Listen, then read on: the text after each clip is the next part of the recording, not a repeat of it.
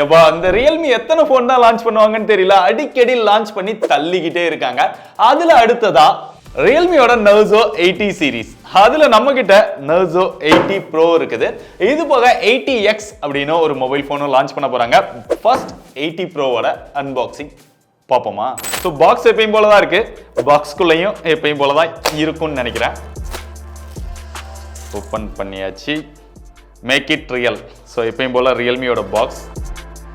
அதுக்குள்ள யூவி டெம்பர்லாம் ஒட்டுறீங்க அப்படின்னா அந்த போர்ட்ஸ் எல்லாம் க்ளோஸ் பண்ணுறதுக்கான அந்த ஸ்டிக்கர்ஸ் இருக்குது. யூசர் மேனுவல், ஒரு சிம் எஜெக்டர் பின், ஒரு டிபியூ கேஸ். அதுவுமே டிரான்ஸ்பரண்டாக கிடையாது, லைட்டாக ஒரு ஒயிட் கலர் மாதிரி கொடுத்துருக்காங்க. வாவ், ரொம்பவே ஸ்லிம்மான மொபைல். ஸோ மொபைலை பற்றி அப்புறம் டீட்டெயில்டாக பார்ப்போம். டிசைனுமே இந்த டைம் கொஞ்சம் டிஃப்ரெண்ட்டாக ட்ரை பண்ணியிருக்காங்க. 80 வாட்க்கான ஒரு சார்ஜிங் அடாப்டர், கடைசியாக ஒரு டைப் சி சார்ஜிங் கேபிள். அவ்வளோதான் பாக்ஸ்குள்ள. நம்ம கிட்ட இருக்கிறது சில்வர் கலர். இதை ஸ்பீட் சில்வர் அப்படின்னு பிராண்ட் சொல்றாங்க. இது போக கிரீன்லயும் ஒரு கலர் வேரியன்ட் இருக்குது, அதை ரேசிங் கிரீன் அப்படின்னு சொல்றாங்க. இந்த டிசைன் பார்த்தோம் அப்படின்னா கொஞ்சம் டிஃப்ரெண்டா ட்ரை பண்ணியிருக்காங்க. எனக்கு கொஞ்சம் இம்ப்ரெசிவா தான் தெரியுது. இந்த லைன்ஸ் பார்த்தோம் அப்படின்னா ரெண்டு சைடுமே கொடுத்து ஒரு பேர்ட் பறக்கிற மாதிரி கொடுத்துருக்காங்க, நல்லா தான் இருக்குது. சென்டர்ல அந்த ரியல்மியோட பிராண்டிங் இருக்குது. அது போக அந்த மேல இருக்கக்கூடிய கேமராவுக்குமே சுத்தி ஆரஞ்சு கலர்ல ஒரு ரவுண்ட் மாதிரி கொடுத்து அந்த டிசைனுமே பார்த்தோன்னே டக்குன்னு நம்மள அட்ராக்ட் பண்ற மாதிரி தான் இருக்கு. சைட்ல எல்லாம் லைட்டா கர்வா கொடுத்து அந்த பாக்ஸி டைப் மாதிரி இல்லாம பழைய மாடல் மாதிரி கொடுத்துருக்காங்க. ஹோல்டு பண்றதுக்கும் ரொம்பவே லைட் வெயிட்டாகவும் இருக்கு, ஸ்லிம்மாகவும் இருக்குது. ஸோ நிறைய பேர் வந்து ரொம்ப ஸ்லிம்மா லைட் வெயிட்டான மொபைல் வேணும் அப்படின்னு நினைப்பாங்க, அதுவும் பல்க் பேட்டரி கெபாசிட்டியோட. ஸோ அவங்களுக்கு இது ரொம்பவே பெஸ்ட்டாக இருக்கும். மொபைலோட திக்னஸ்மே 7.55 mm தான் இருக்கு. வெயிட்டுமே 179 கிராம் தான் இருக்கு. 179 விட கம்மியாலாம் நிறைய வந்திருக்கேடா, இதை ஏன்டா ஹைலைட் பண்ற அப்படின்னு கேட்டா இதுல இருக்கிற பேட்டரி கெபாசிட்டி தான். ஸோ 6000 mAh பேட்டரி கெபாசிட்டி கொடுத்து வெயிட்லெஸ்ஸாக கொண்டு வந்திருக்காங்க. அது போக இதுக்கு 80 வாட் ஃபாஸ்ட் சார்ஜிங் சப்போர்ட்டும் கொடுத்துருக்காங்க. ஏற்கனவே பார்த்தோம் பாக்ஸ்குள்ள அடாப்டரும் கொடுத்துருக்காங்க. பிராண்ட் கிளைம் பண்றது 21 நிமிஷத்துல 50% சார்ஜ் ஆயிரும் அப்படின்னு சொல்றாங்க. 52 மினிட்ஸ்ல 100% சார்ஜ் பண்ணிக்க முடியும் அப்படின்னு சொல்றாங்க. ஆனா எப்படி பார்த்தாலுமே நம்ம டெஸ்ட் பண்ணப்ப ஃபுல் சார்ஜ் ஆகிறதுக்கு 1 ஹவருக்கு மேலே டைம் எடுத்துருது. சோ பேட்டரியோட பெர்ஃபார்மன்ஸ் அப்படின்னு பார்த்தா உங்களுக்கு ஒரு நார்மல் யூசேஜா இருக்கீங்க அப்படின்னா உங்களுக்கு ஒரு நாளைக்கு மேலேயே பேட்டரி பெர்ஃபார்மன்ஸ் வந்து, நீங்க ஹெவி யூசரா இருந்தீங்கன்னா கூட உங்களுக்கு 1 டே டைம்க்கு பேட்டரி பெர்ஃபார்மன்ஸ் வரும். அது மட்டும் இல்லாம இதுல பைபாஸ் சார்ஜிங் சப்போர்ட்டும் கொடுத்திருக்காங்க. நம்ம நிறைய வீடியோல பைபாஸ் சார்ஜிங் அப்படின்னா என்னன்னு சொல்லியிருக்கோம். நீங்க சார்ஜ் போட்டுக்கிட்டே கூட யூஸ் பண்ணலாம். சோ நீங்க சார்ஜ் போட்டுட்டே யூஸ் பண்றீங்க அப்படின்னா இந்த பைபாஸ் சார்ஜிங் டெக்னாலஜி இல்ல அப்படின்னா உங்களுடைய சார்ஜ் வந்து பேட்டரிக்கு போய் பேட்டரியில இருந்து மதர் போர்டுக்கு வரும். அதனால பேட்டரி வந்து அதிக சூடாகி சீக்கிரமா அதோட லைஃப் வந்து குறைஞ்சிரும். இந்த பைபாஸ் சார்ஜிங் டெக்னாலஜி இருக்கிறதுனால பேட்டரிக்கு ஒரு பெர்சன்டேஜும் உங்களுடைய மதர் போர்டுக்கு தேவையான பவர் வந்து டைரக்டா அந்த சார்ஜர்ல இருந்தே கிடைச்சிறதுனால பேட்டரியோட லைஃப் ஸ்பேன் வந்து அதிகரிக்கும். அதுக்காக இந்த டெக்னாலஜிலாம் இருக்கு அப்படின்னு யாரும் சார்ஜர்ல போட்டு யூஸ் பண்ணாதீங்க, அது எப்பவுமே சேஃப் கிடையாது. இங்க பேட்டரி மட்டும் கிடையாது, இங்க பெர்ஃபார்மன்ஸ்க்குமே ஒரு லேட்டஸ்டான ப்ராசஸர் வந்து கொடுத்திருக்காங்க. பேர்ல மட்டும் தான் லேட்டஸ்ட் அப்படின்னு சொல்லலாம். இங்க MediaTek Dimensity 7400 அப்படிங்கிற ஒரு ப்ராசஸர் கொடுத்திருக்காங்க. அது மட்டும் இல்லாம BGMI ல 90 fps கான சப்போர்ட்டும் கொடுத்திருக்காங்க. இவங்களோட GT மோட் ஆன் பண்ணி ப்ளே பண்ணீங்க அப்படின்னா 90 fps கான சப்போர்ட் நல்லாவே கிடைக்குது. இந்த ப்ராசஸர் வந்து புதுசா இருந்தாலுமே ஆல்ரெடி இருக்கக்கூடிய 7300க்கும் அந்த 7400க்கும் பெரிய அளவுல டிஃபரன்ஸ் கிடையாது. லைட்டா அந்த கிளாக் ஸ்பீடை மட்டும் இன்க்ரீஸ் பண்ணிருக்காங்க. 7300ல பார்த்தோம் அப்படின்னா அந்த டாப் 4 கோர் வந்து 2.5 GHz ஸ்பீட்ல ரன் ஆகும். பட் இங்க அது 2.6 GHz ஸ்பீட்ல ரன் ஆகுது. மத்தபடி அந்த ப்ராசஸருக்கும் இந்த ப்ராசஸருக்கும் எந்த ஒரு டிஃபரன்ஸுமே கிடையாது. இதோட ஆண்ட்ராய்டு ஸ்கோர் அப்படின்னு பார்த்தா 7,80,000க்கு மேல வரும் அப்படின்னு பிராண்ட் வந்து கிளைம் பண்ணாங்க. நம்ம டெஸ்ட் பண்ண போகும் கிட்டத்தட்ட வந்துருச்சு அப்படின்னு சொல்லலாம். 7,71,000 வந்தது. த்ரோட்டல் டெஸ்ட் எதுவுமே நம்ம போட்டு பார்த்தோம், பெருசா இங்க த்ரோட்டல் இஷ்யூ எதுவுமே இல்ல. 85% வரைக்கும் இதோட பெர்ஃபார்மன்ஸை யூஸ் பண்ணுது. கேமிங் பெர்ஃபார்மன்ஸ் அப்படின்னு பார்த்தாலுமே BGMI ல நீங்க நல்லா ஸ்மூத்தா ப்ளே பண்ணிக்க முடியுது. பெருசா லாகோ ஃப்ரேம் டிராப்போ இல்ல. ஹீட்டிங் இஷ்யூமே இதுல பெருசா இல்ல. அதை ரெடியூஸ் பண்றதுக்காக இங்க வேப்பர் சேம்பர் கூலிங் சிஸ்டம் கொடுத்திருக்காங்க. அதுலயுமே லேட்டஸ்டா சைக்ளோன் கோர் கொடுத்திருக்கோம் அப்படிங்கறதையும் ஹைலைட் பண்றாங்க பிராண்ட். இதுல பெட்டர் பெர்ஃபார்மன்ஸ் இருக்கிறதுக்கு இன்னொரு முக்கியமான விஷயம் என்னன்னா UFS 3.1 சப்போர்ட்ல கொண்டு வந்திருக்காங்க. இன்னமே பார்த்தோம் அப்படின்னா நிறைய பேர் 25,000 30,000 வரை கூட UFS 2.2 கான சப்போர்ட் கொடுக்குறாங்க. பட் 20,000 ரூபாய்க்குள்ள 15,000 ரூபாய்லாம் இப்போ UFS 3.1 சப்போர்ட் கொடுக்க ஆரம்பிச்சிட்டாங்க. அந்த விதத்துல இதுவுமே பெட்டரா தான் பண்ணிருக்காங்க. பட் RAM டைப் LPDDR4X தான் கொடுத்திருக்காங்க. அதையுமே இன்னும் பெட்டரா கொடுத்திருந்திருக்கலாம். அப்படியே ஃப்ரண்ட்ல வந்தா Realme இந்த செக்மெண்ட்ல நிறைய மொபைல்ஸ்ல கொடுக்குற அதே டிஸ்ப்ளே தான் இங்கேயும் கொடுத்திருக்காங்க. Full HD Plusல OLED டிஸ்ப்ளே கொடுத்திருக்காங்க. 120 Hz ரெஃப்ரெஷ் ரேட்டோட வருது.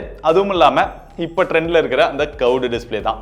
நிறைய பேர் வந்து இந்த செக்மெண்ட்ல ஃபிளாட்டான டிஸ்ப்ளேல மொபைல் ஃபோன் வாங்கணும்னு நினைக்கிறாங்க. பட் அவங்களுக்கான ஆப்ஷன் கொடுக்கறதே இல்ல. இதுல பீக் பிரைட்னஸ் 4500 nits கொடுத்திருக்காங்க. நீங்க இன்டோர்ல யூஸ் பண்ணாலும் சரி, இல்ல அவுட்டோர்ல யூஸ் பண்ணாலும் சரி, இல்ல டைரக்ட் சன்லைட்ல யூஸ் பண்ணாலும் சரி, டிஸ்ப்ளே நல்லா பிரைட்டாவே இருக்கு. டச் ரெஸ்பான்ஸுமே நல்லா தான் இருக்கு. இங்க 180 Hz டச் சாம்பிளிங் ரேட்டும் கொடுத்திருக்காங்க.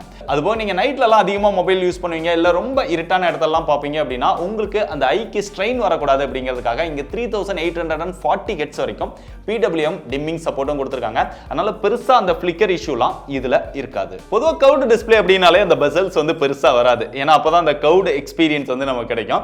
இங்கேயுமே 93.7% screen to body ratio achieve பண்ணிருக்காங்க.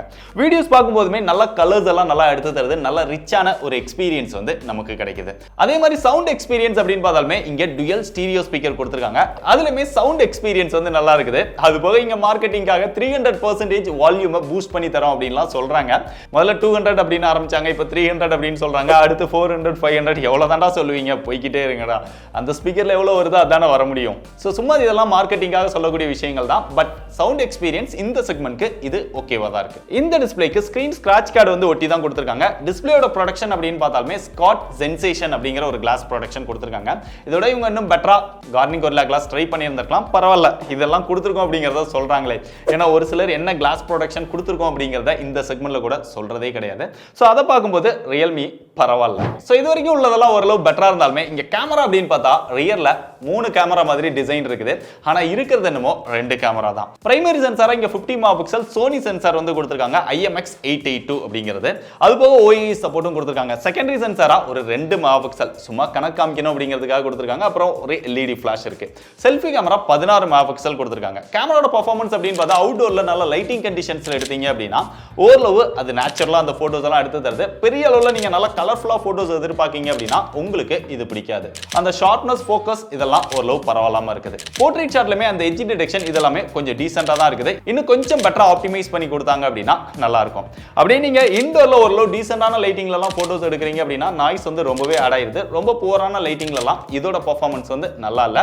கொஞ்சம் மொழுமொழுன்னு அந்த போட்டோஸ் வந்து இதான் தெரியுது. சோ லோ லைட் போட்டோஸ்க்கு இது அந்த அளவுக்கு பெட்டரா இல்ல. செல்ஃபி கேமராவோட பெர்ஃபார்மன்ஸ்மே லைட்டிங் கண்டிஷன்ஸ்ல எடுக்கும்போது தான் ஓரளவு பார்க்குற மாதிரி இருக்கு. அதுலயுமே கலர்ஸ் இதெல்லாம் ரியரோட கொஞ்சம் பெட்டரா இருக்கிற ஒரு ஃபீல் இருக்கு. போர்ட்ரேட் ஷாட் ஓரளவு பரவாயில்ல. செல்ஃபி கேமரா நீங்க இன்டோர்ல ஓரளவு டீசென்ட்டான லைட்டிங்ல எடுத்தீங்கன்னா கூட போட்டோஸ் வந்து அந்த நாய்ஸ் எல்லாம் ஆட் ஆகி அந்த அளவுக்கு பெட்டரா இல்ல. வீடியோஸ் அப்படின்னு பார்த்தா ரியர்ல 4K 30 fps கான சப்போர்ட் வந்து கொடுத்திருக்காங்க. OIS ஆன் பண்ணீங்க அப்படின்னா 1080 60 fps ல எடுத்துக்க முடியுது. அதோட பெர்ஃபார்மன்ஸ்மே ஓரளவு டீசென்ட்டா தான் இருக்கு. செல்ஃபில ஆனா 1080 30 fps கான சப்போர்ட் தான் கொடுத்திருக்காங்க. 60 fps கான சப்போர்ட் கூட இல்ல. சோ ஓவராலா சொல்லணும் அப்படின்னா கேமிங்க்கு அதிக இம்பார்ட்டன்ஸ் கொடுத்துட்டு கேமராவோட பெர்ஃபார்மன்ஸ் வந்து அந்த அளவுக்கு பெட்டரா இல்ல. இன்னுமே இவங்க பெட்டரா கொடுத்திருந்திருக்கலாம். இது போக எப்பயும் சொல்லக்கூடிய அந்த கேமரா ஃபீச்சர்ஸான AI ஸ்னாப் மோட் கொடுத்திருக்காங்க. அதுபோக நீங்க போட்டோஸ் வந்து கொஞ்சம் குவாலிட்டி கம்மியா இருக்கு அப்படின்னா அதை என்ஹான்ஸ் பண்றதுக்கான அந்த AI ஃபீச்சர்ஸ் எல்லாமே இதுல கொடுத்திருக்காங்க. Software out of the box Android 15 latest வெர்ஷனே கொடுத்துட்டாங்க. Realme UI 6.0 அதாவது ColorOS 15 மேல கொடுத்திருக்காங்க. அது மட்டும் இல்லாம இங்க நெக்ஸ்ட் லெவல் AI கொடுத்திருக்கோம் அப்படின்னு சொல்றாங்க. நிறைய AI விஷயங்கள் ஆட் பண்ணிருக்காங்க. எல்லா மொபைல்லயுமே வரக்கூடியதான் இதுலயும் வருது. AI கான recording summary, AI writer, circle to search, அதுபோக மேஜிக் எரேசர் இந்த மாதிரி நிறைய விஷயங்களை வந்து அவங்க ஹைலைட் பண்றாங்க.